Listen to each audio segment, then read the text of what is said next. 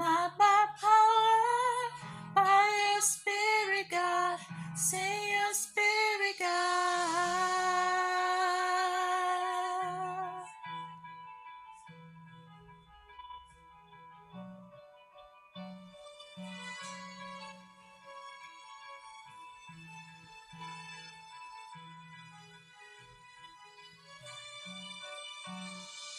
You are the fire, we are the temple.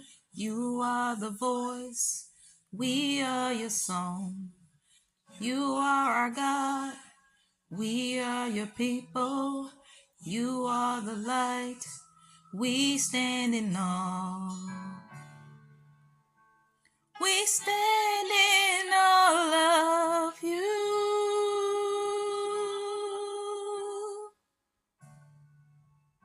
We stand in awe of you. Not by might,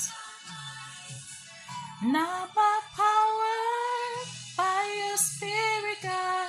Send your spirit, God. Not by might, not by power, by your spirit, God. Send your spirit, God.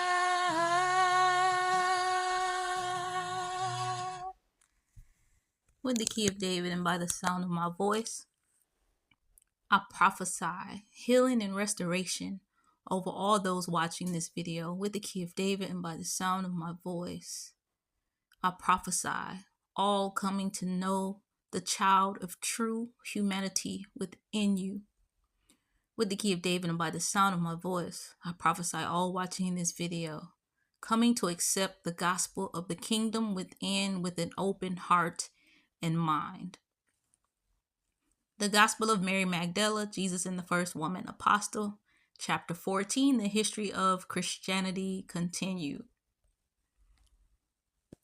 In the Gospel of Truth, we meet with many elements common to New Testament portrayals of Jesus, such as the incarnation, crucifixion, and the image of Jesus, such as the incarnation, crucifixion, and the image of Jesus as the Word. But all these elements are interpreted very differently. People do not need to be saved from sin, but from error, anguish, and terror. Jesus is incarnate. He suffers and dies, but his suffering and death are not saving in themselves. As in the Gospel of Mary, one is redeemed from suffering, not by suffering. Jesus' ordeal is only an example of the general human condition associated with the body and the antagonism, which means hostility or opposition, discord, or conflict. The antagonism wrought by malicious error in the face of the truth. Jesus became a human being not in order to suffer as an atoning sacrifice for humanism, but to bring the revelation. Revelation means to disclose, discover, or make known from heaven. But to bring the revelation of saving truth. In a theology like this one, martyrdom can be seen as a rational and even necessary alternative to denying Christ. But at the same time, there is no enthusiasm for it, since martyrdom does not itself bring salvation. Suffering and death belong to the nature of the perishable body. We are trapped. Our souls are trapped in these sinful bodies, okay? That's why it says suffering and death belong to the nature of the perishable body. It is the body which shall perish. Your soul goes back to God, and he decides where your soul goes. From the Gospel of Truth's perspective, God does not desire human suffering in his compassion. He wants to save people from it. Anyone who is acquainted with the New Testament Gospels will find much that seems familiar in these three new Gospels, for they all imbibed, which means a fancy word for drink. They all imbibed from the same pool of early Christian tradition. Their authors drew on similar traditions but shaped them along different lines. due no doubt in part to the different backgrounds, needs, and experiences of their diverse Christian communities. They all affirmed Jesus as Savior, but how they understood salvation differed.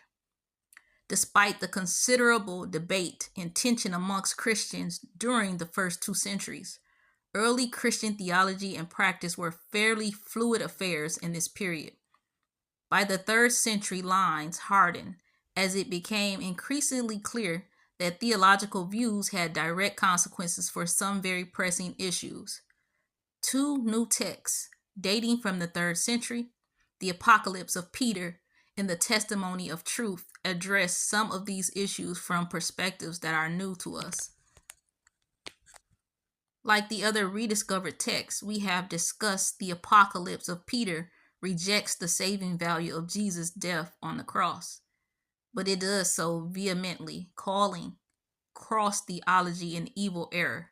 It charges that they cleave to the name of a dead man, thinking that they will become pure, but they will become greatly defiled, and they will fall into a name of error and into the hand of an evil, cunning man and a manifold dogma, and they will be ruled heretically. That is the Apocalypse of Peter, chapter 74, verses 13 through 21. It is not clear what the name of error refers to, nor who is to be identified as the evil, cunning man, perhaps Paul.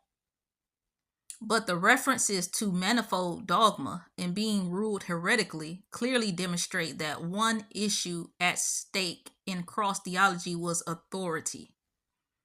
The Apocalypse of Peter rejects the position that the legitimacy to rule others was grounded in the dogma of the crucifixion. Another issue was that the rejection of Jesus' death as a saving event had direct consequences for attitudes toward martyrdom.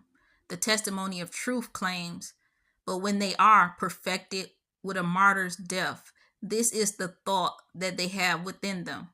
If we deliver ourselves over to death for the sake of the name, we will be saved. These matters are not settled in this way. In an age of increased persecution, the rejection of martyrdom was no doubt an issue over which feelings ran very high. Moreover, rejection of the saving character of Jesus' death and resurrection meant that baptism, the central rite of entry into the Christian community, could not be understood as a reenactment of Christ's death and resurrection, as it had been for Paul. Instead, the Testimony of Truth argues, there are some who, upon entering the faith, receive a baptism on the ground that they have it as a hope of salvation. But the Son of Man did not baptize any of his disciples. If those who are baptized were headed for life, the world will become empty. But the baptism of truth is something else. It is by renunciation of the world that it is found. Rejecting the idea that being immersed in water is sufficient for salvation, these Christians interpreted baptism allegorically.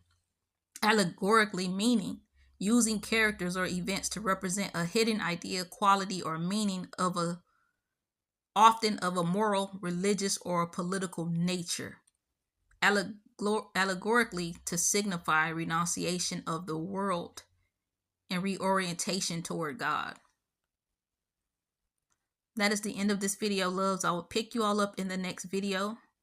I will leave the link to the Bible in the body playlist by I Am Queen Esther at Beloved Grace Ministry, as well as the other 11 priests that this teaching of the gospel of the kingdom within was given to. I will leave it in my comments section.